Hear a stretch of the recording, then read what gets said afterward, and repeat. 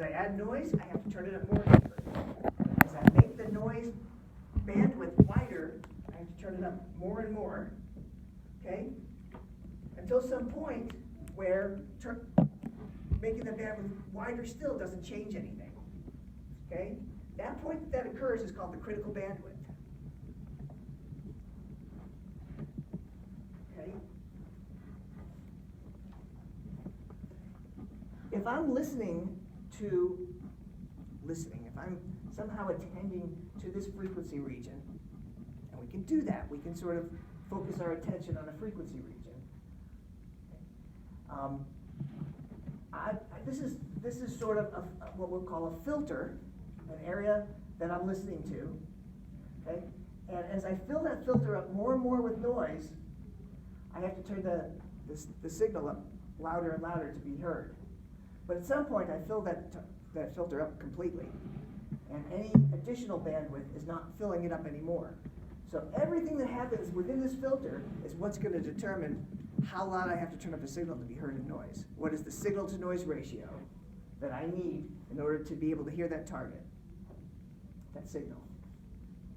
Okay? So it increased out to here, but then when I made a wider bandwidth, I didn't get any more masking. So that point at which you don't get any more masking is called a critical bandwidth. And if we think about the filters in the auditory system, we talked about the fact that they're sort of based on some portion of an octave, and as you move up in frequency, those filters get wider and wider, or in other words, the critical bandwidth gets wider and wider as the frequency increases. Let's go over sound localization. We've got 2 ears to sample the world. If I play a sound over here, it's going to be louder at this ear than this ear, and it's going to get to this ear before this ear, because it takes time for the sound to travel. So the path length difference is going to cause what we call an interoral time difference. Okay? The level difference comes from the fact that I've got this fat head in the middle, right, that is blocking the sound for sounds over here. So if the sound's played over here, it's going to be quiet over here because my head's in the way. Okay? But there are some caveats to that. So let's look at what happens. So interoral time. So if we were to measure interoral time differences as a function of the angle of the sound, so I play a sound from in front of me, interoral time difference is 0 because it's going to get to both ears at the same time, right? And as I move that sound around, interoral time difference is going to get larger and larger until I'm at 90 degrees, and it's going to be largest. That makes sense, right? Because it's got to travel the full path around my head, as opposed to just if it's here, the difference is not quite as great. We're talking about differences between the arrival time at the 2 ears. That's the important thing, interoral differences. Okay?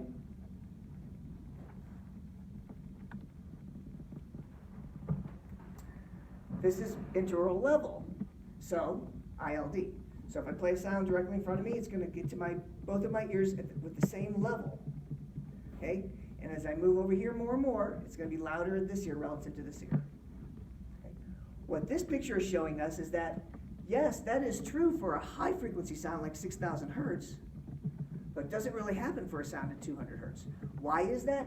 Because a high frequency sound has what kind of wavelength? Long or short? Short. A high frequency sound has a short wavelength. It's short relative to the size of the head. So the head is going to get in the way, right? The head is bigger than the wavelength, so the head is going to cause a disruption in the sound. It's going to get in the way. For these low frequency sounds, the sound's just going to sort of bend around the head because the wavelength is so long. So you're not going to have interoral level differences here. See, they're about 0 for low frequencies, and they are pretty high for high frequencies. Okay? This leads to something called the duplex theory of sound localization, and this sort of wraps it all up. Okay? ITDs are used to localize low frequency stimuli because of something we talked about before, which is the ability of the auditory nerve to phase lock to the stimulus. Okay? For lower frequencies, it says about 1500 hertz. It gets pretty bad between 1000 and 1500. So if you were to say 1000 or 1500, it doesn't matter. But beyond that, the auditory nerve can't keep up. Okay? So the interoral time differences become ambiguous, right? Because they're just sort of firing randomly because the signal's just going too fast. So you can't determine the differences in time of arrival for those high frequency sounds. Your auditory system can't do it. Okay?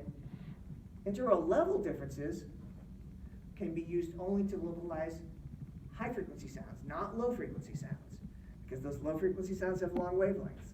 The high frequency sounds have short wavelengths relative to the size of the head, causes that head shadow, causes that difference in interaural level. Okay? So these are complementary systems, right? And this says, okay, so we're particularly bad in this frequency region. So we had a question on that in one of the quizzes. If I asked you to say, are you better at localizing 300 hertz or 3,000 hertz? Well, 3,000 hertz is in this range where neither interaural time or level works very well, right? So 300 hertz would have been the right answer. Okay. So here's the important thing to think about. Interaural time encoding is limited by what the auditory system can do. Auditory system cannot fire, the auditory nerve cannot fire fast enough to keep up with high frequency sounds. It can fire just fine to keep up with low frequency sounds, and that allows us to encode timing, and we can then determine timing differences. Okay? So interaural time differences are limited by what the auditory system can do. Interaural level differences don't exist at all at low frequencies, right? It's not that the system can't do it, it's that they don't exist because the sound is bending around the head. Okay? There's still differences in interaural time of arrival at high frequencies, but because the auditory system can't encode it, we're not very good at using timing differences to localize high frequency sounds. But for interaural level differences, they don't exist at low frequencies. Right? Same level of signal, no head shadow. Okay? So there are two different things that are limiting. Interaural time differences are limited by the system, interaural level differences are limited by what's really going on in the physical world. Okay? That's all in here. Okay? So know these things, because knowing that about how the auditory system uses those interaural differences in time and level to localize sounds is very important. Okay? It's going to be important on the test. And what are the limiting factors is also going to be important. Okay? So look closely at this set of slides for the duplex theory of sound localization. If you have questions, let me know. Okay? We talked about how the system is encoding interaural time differences. That happens in that superior olive, right? And we're talking about specifically the medial superior olive. And remember, we had these delay lines where you get a signal coming from one ear and a signal coming from the other ear. And when the two signals arrived at a particular neuron at the same time, a temporal coincidence, then that neuron would fire, and that would say that that's the delay of the signal between the two ears. So these are coincidence detector neurons. Okay? Remember, and you can look at some of the things that we did before. Right? But if we have a signal coming from one ear and the other ear, okay, if this one got there first, they're going to arrive at this at the same time. So if it started in this ear before, and this one, the second one is delayed a lot, then they meet down here. If this one went first, it's going to go fast, and then they meet here. Okay? So it's this delay line that you actually have in your medial superior olive that helps you encode interaural timing differences. All right. So we're going to sit through this because I don't want to spend too much time.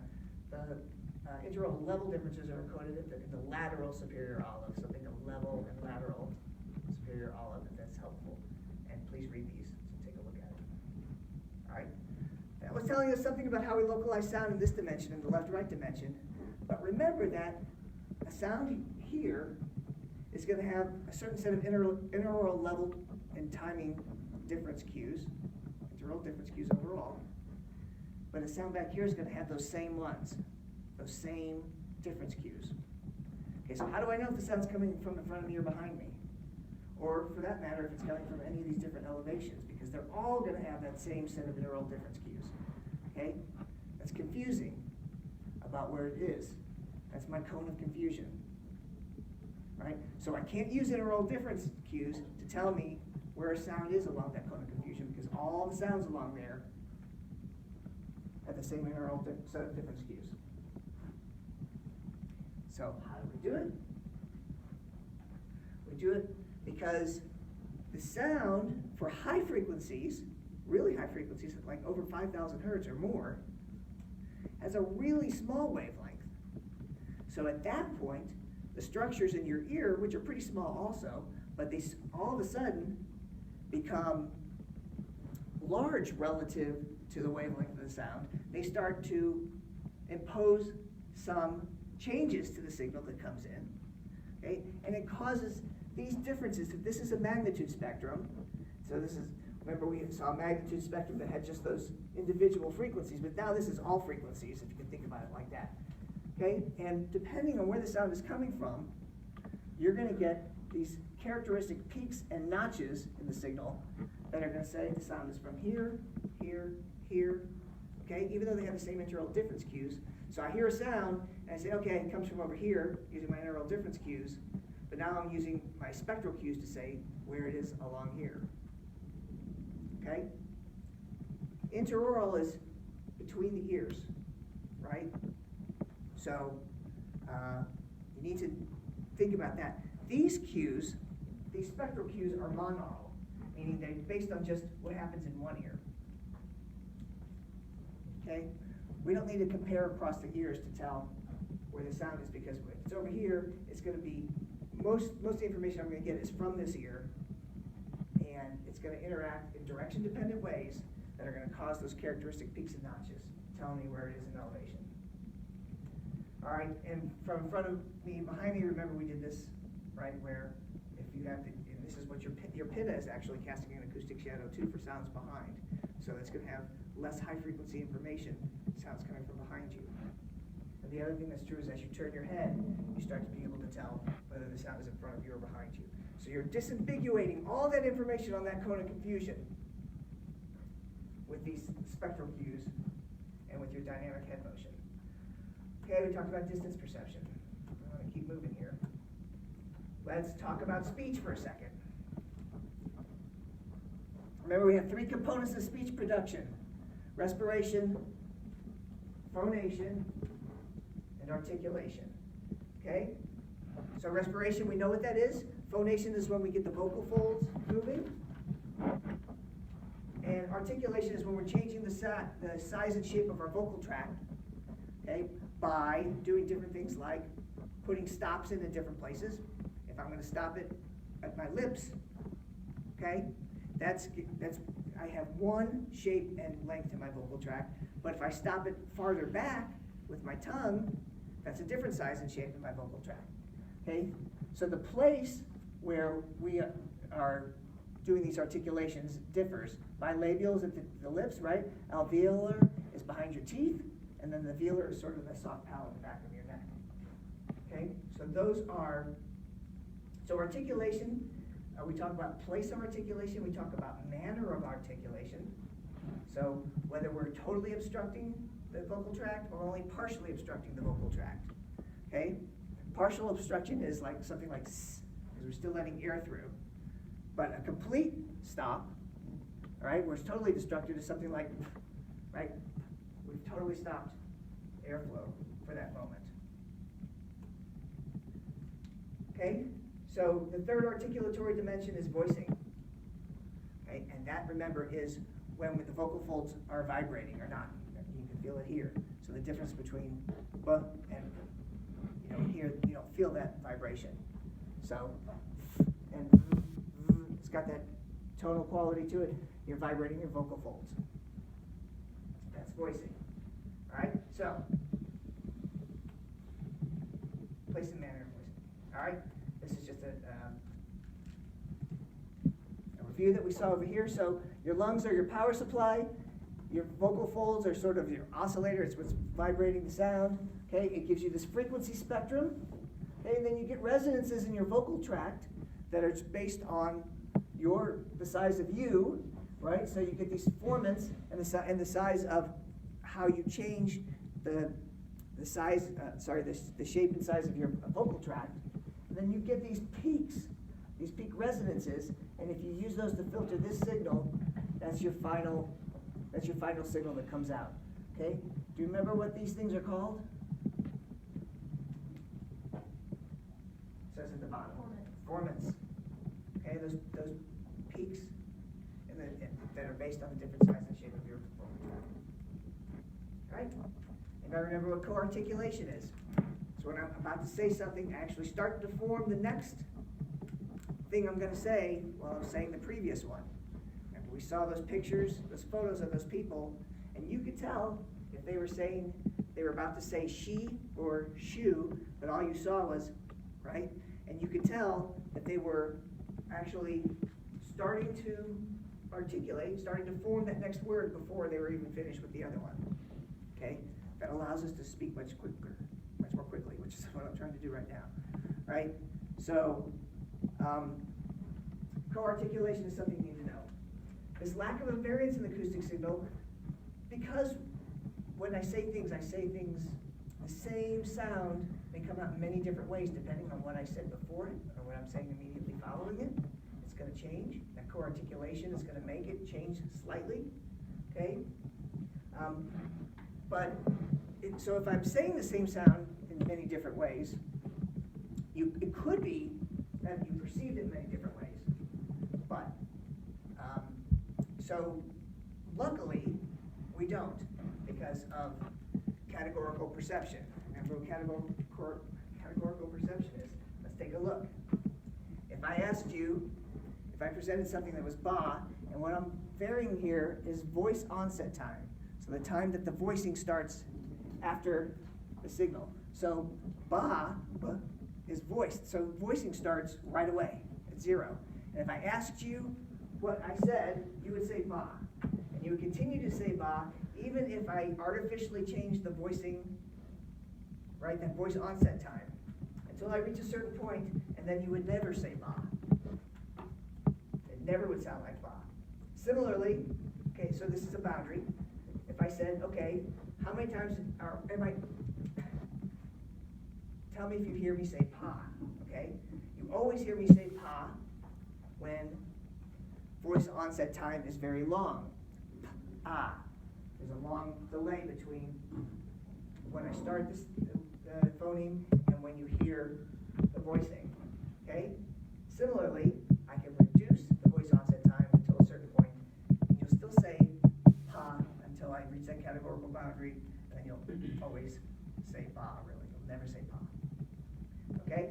So, we get this lack of invariance, right? We change the way we say something every time we say it, but categorical perception takes care of that for us because I've said it all these different ways in here, but it always sounds like ba. It never sounds like pa. I've said it all these different ways in here, and it always sounds like pa, never ba. Okay? Phonemic restoration is effectively looked at. You're in a noisy environment, somebody's talking to you, and there's a lot of interruptions. Right? But you're still able to tell what they're saying. It's not because you're actually hearing every bit, it's because you know what they should be saying. You know the context in which they're saying it, right? And you have expectations. So we can get rid of big chunks of sentences or words or whatever and still know what's being said. This is phonemic restoration. All right, 2 areas in the brain that provide us with information about speech production and speech, they're responsible for speech production and speech perception, are Broca's area and Wernicke's area. Broca's area is speech production, and if you had damage to that, okay, then you would have difficulty producing speech. You'd still be able to understand it fine, but you'd have difficulty producing it. Wernicke's area, which is responsible for speech perception, says you can actually say the words just fine, but they're sort of disorganized, right? And you have difficulty understanding people. So those 2 areas of the brain are responsible for production and perception of speech. It's 6:15, so we got a few more minutes, and I will get as much done as I can, and I can keep going if you guys are willing to stay, but I understand if you have to leave. Skin, this is more recent stuff. 3 layers, epidermis, the dermis, and the fatty area. We have 4 different receptor types that we talked about, mechanoreceptors, thermoreceptors, and nociceptors. Proprioceptors, we didn't spend much time on, but just we know that it tells us about sort of where our limbs are in space. Okay, how do we categorize these mechanoreceptors? All these receptors, it's basically the type of stimulation that they respond to, the size of the receptive field, and their rate of adaptation. If we look at the mechanoreceptors, okay, we see that we have small and large receptive fields, the two different kinds. One thing to remember is that small receptive fields are those receptors that are closer to the skin, and the large ones are those that are buried deeper into the dermis. Okay? And then we have slow and fast adapting. So a slow adapting cell is that when I put pressure on and that cell is responding, it continues to respond the whole time I'm putting the pressure on. Okay? A fast adapting cell responds when I touch and then stops responding for a period of time, and then starts to respond again when I let go, and then stops responding. So it very quickly adapts. It fires, and then it adapts and stops responding, or goes to its spontaneous rate. And then quickly fires again when I release. Slow adapting remains on continuously. Doesn't adapt to the stimulus. It keeps firing. Okay, these different psychophysical measures. We talked about thermoreceptors. They respond to change in temperatures, and nociceptors are pain or damage. Okay, a couple of additional concepts we went over. Haptic perception, when you're actually actively exploring an object with your hands, not just something touching you. The homunculus is the representation of your body in the somatosensory cortex. Okay, and this notion of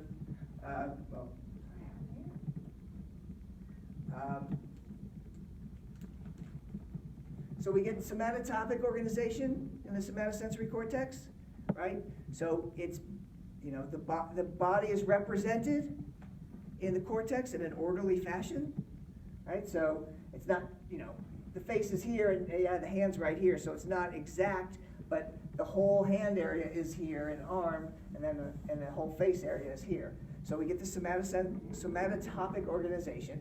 We also get cortical magnification. Those areas that are most sensitive have larger areas of representation in the brain, just like in the visual system. Lips are extremely sensitive, so if you were to look at the representation in the somatosensory cortex, you would see it's much larger. And then we get cortical plasticity. We talked about what that is. Certain regions of the cortex may change their response if, for example, you're deprived of sensory information in that area for some period of time. You may actually start getting response to information from other sensory systems. Okay. We talked about the phantom limb, so you know a little bit about that. Okay. Olfaction, just went over that the other day. Okay, you want to know something about what an odorant is and what is required. Okay. For something to be an odorant, volatile, must be small, fat soluble, and water resistant.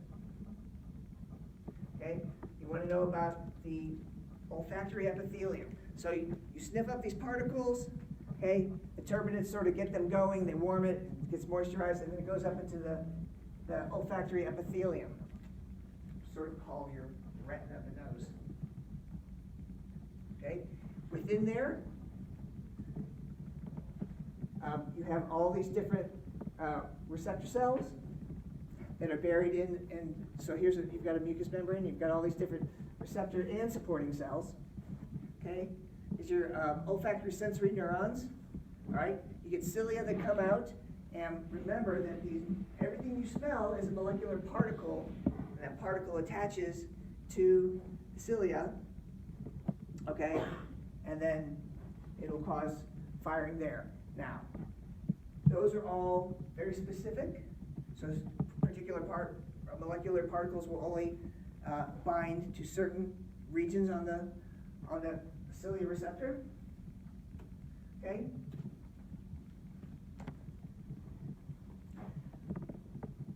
It all goes up into this glomerulus, right? And this is just sort of the path that it's going to take.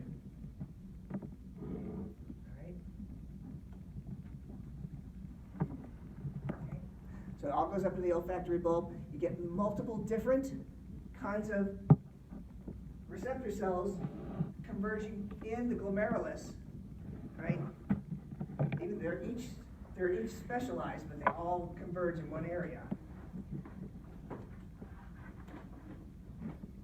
And then the glomerulus is going to send that information up to the farther up the system. And you actually get a representation in the cortex that is ototopic. It's not as specific as a somatosensory, but how would you put certain smells next to other certain smells? Not necessarily. So all those smells are in a region, right? Each smell that's identical is in a region, but so it is ototopic in that regard.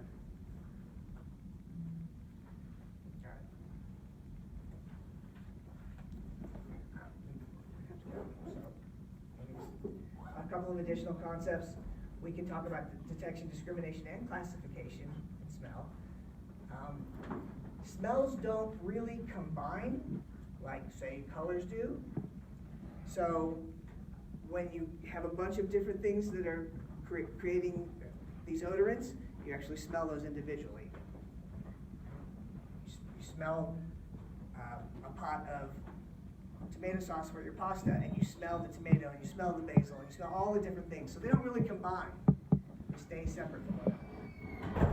Here are a couple of abnormalities. Gustation we just went over on Tuesday.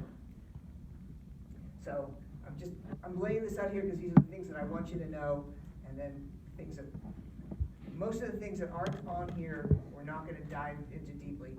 And the things that we sort of added as supporting knowledge in the other slides, obviously just sort of help you to study, but it's not going to be questions. They're not going to be questions on some specific examples, perhaps. All right. Know the anatomy of the tongue. Right. This is a really good chart because it says, okay, here's the tongue.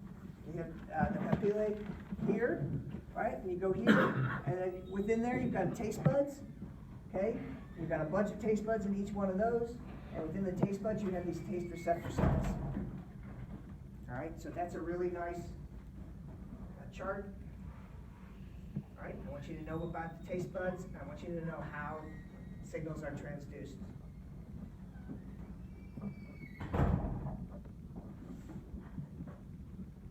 Okay.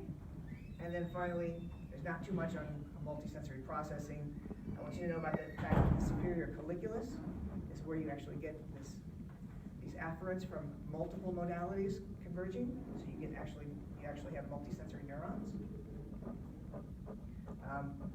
In the superior colliculus, you have to have those things have to be fired. In order for you to get a multisensory neuron to fire, the stimuli have to be aligned in space. So the visual stimulus and the auditory stimulus, for example, have to be coming from the same location in space. They also have to be aligned in time. Okay, not perfectly, because remember we talked about the fact that there's a little bit of slop in there. Sometimes things don't arrive at the same time. Neural transmission rates are different, but they roughly have to be aligned in time. And then these three concepts here: superadditivity, inverse effectiveness. Whoops, I've got the two things in there, and response depression. I want you to know that. This will all get uploaded tonight.